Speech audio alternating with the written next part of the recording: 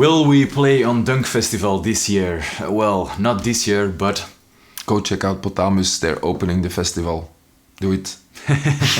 Do you have any particular process to create? And is everyone in the band taking part in the writing process? Okay. Yeah, so I think most ideas start with me. I make demos and just send it to them and we listen to it together, and then based on that we just make adjustments and we sort of change song structures, add lyrics together.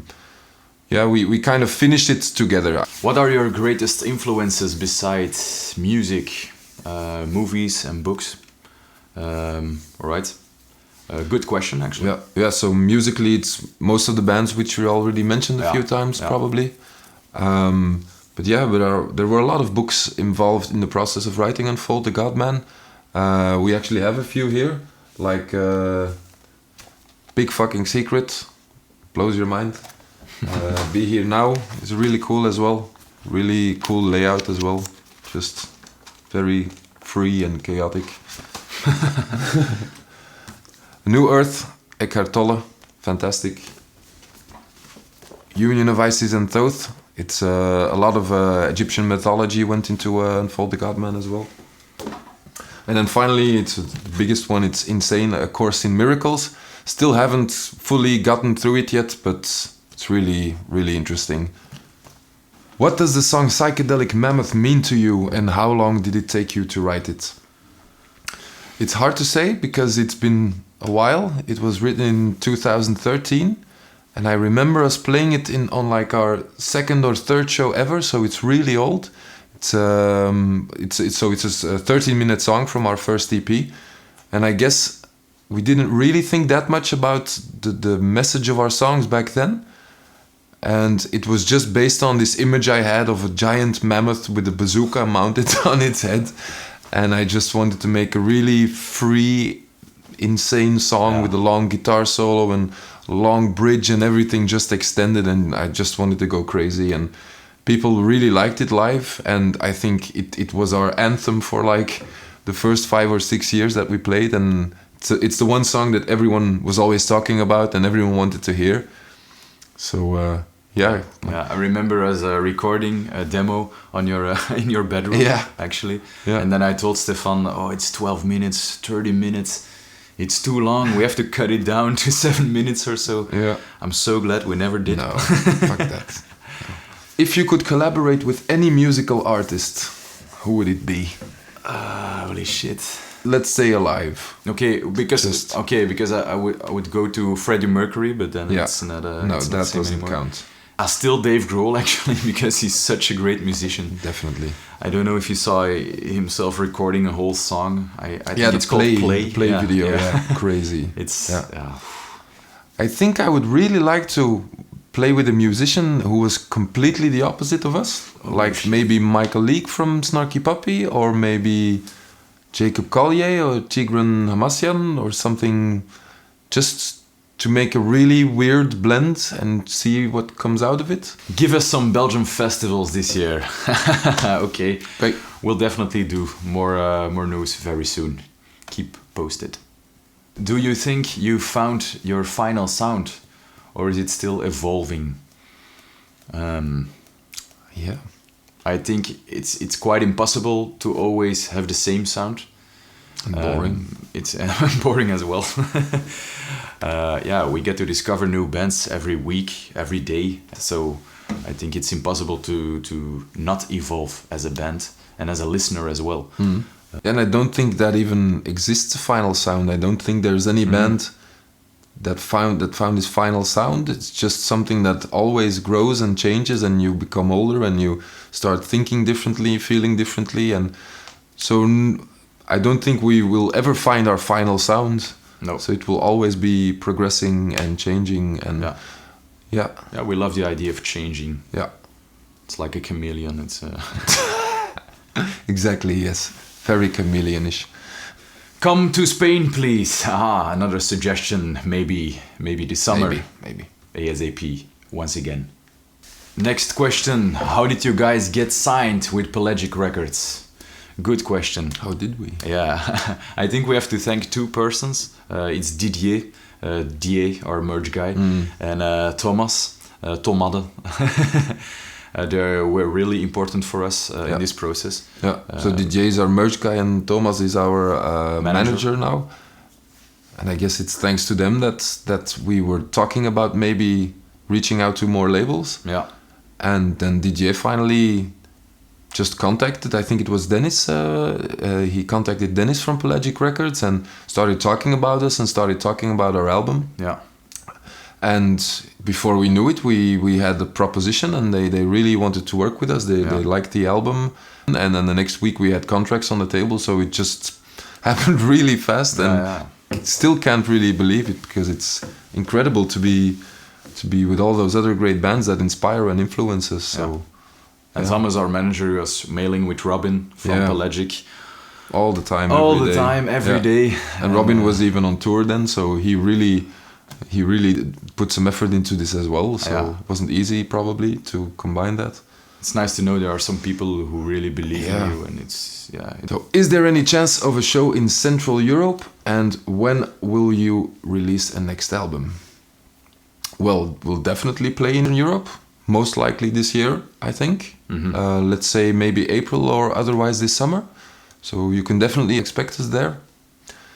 New album is really hard to say. We got this question a few times, but we really take our time writing albums, and we're always writing. Like the week after we finished Unfold the Godman, we were already working on ideas for new songs, but it just takes a while to work around the concept, and we do have a concept now for a new album, but we just want to nail it, and we want to do it really well, and not just say, okay, it's been 2 years, let's just record all the songs we've got now, and that's it, and that's a new album. No, that's not our kind of... No, it has to be perfect. Yeah.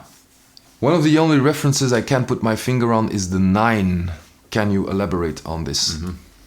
So the 9 is a symbol that was used a lot by ancient cultures, and it's mainly used to portray unity, freedom, perfection. So in that sense, to us, 9 means everything in its absolute form. It's like a paradox because there's obviously only oneness, but in a way the 9 symbolizes that oneness. So that's why the story of your enslavement has that chorus, 1 with the 9. Some people say that ancient cultures use the number 9 to predict the future, and I think that's really interesting.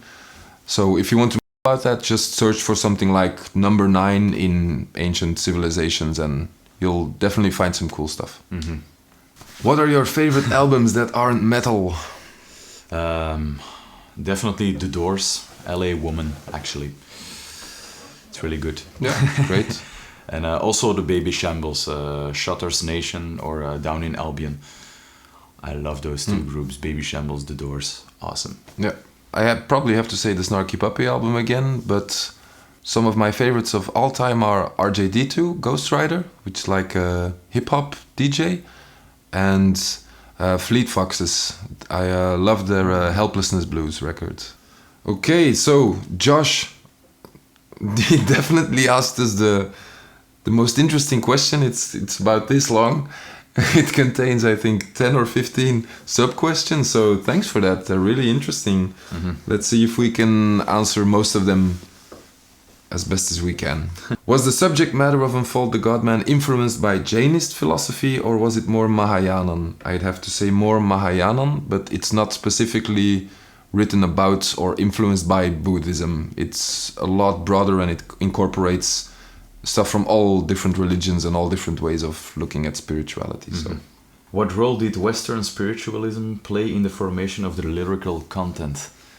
Well, actually, I guess in the lyrics, it's more about the Eastern spirituality combined with the Western themes in politics, in religion, in ways of living, being connected to one another. Also, just a different form of spirituality, where in most Western forms of spirituality, there's an external God, and in the Eastern spirituality, it's more the inner God. So I guess we did try to contrast the two and sort of show how they both play a role and how we're all influenced by both of them at the same time. Yeah. So it's not really one or the other. It's so. Here another question about the writing process. So as we said already, Stefan writes most of the basic ideas, and later on, we are all together filling it up with some new song structures or thinking about the lyrics or But we did inspire our way of looking at the universe and God and all that stuff by all those years of talking about it with each other. And just this album is a combination of our 3 different belief systems where there's a lot of overlap but also a few very different points of view. Does the band have a specific ubiquitous belief tied to its message, or does each member groove to their own vibe? Guess we kind of just answered that. We have a lot in common, and I don't think... But there are differences as well. Yeah, sure. Yeah. I think I am more influenced by the Roman Catholic Christianity. I really like to apply some Biblian texts and apply it in my own life. I like the stories and the morals I can get from those classical old stories. Yeah, and Peter and I, we've always just been more drawn to Buddhism, I think, and maybe a bit more, on one hand, really old ways of looking at things, and on the other hand, really new age kind of stuff. Like the concept of God not being something external but something internal. And yeah, it's good because that gives us a lot of stuff to talk about, and that's great to just bounce ideas off each other. And so in a way, this album, like I said, is just a combination of all the things that we believe, the 3 of us. Will previous content also get re-released via a label or just UTGM? Well, at the moment it's only Unfold the Godman. Probably not right now. Maybe later. Indeed. And finally, will the members who participated on Unfold the Godman return for the next effort, or is the ensemble-like nature of the band going to see member rotations? Well, hard to say. Hard to say. Life is unpredictable, and you never know what's going to happen in someone's lives, and let's hope not. Let's hope we can just keep doing this. But in a way, we shouldn't limit ourselves to this. If we ever feel like we want to change something or just add someone to the band or whatever, then we'll probably just do that. Yeah. The central idea is always we want the strongest possible Psychonaut live to bring to the people. Definitely. And I think that's the most important thing. Yeah. Okay, thank you, guys. Thank you for watching this Q&A. And once again, our album Unfold the Godman will be out on March 6 on Pelagic Records. So keep an eye on us, and we'll talk to you soon. Yeah, thanks for your question.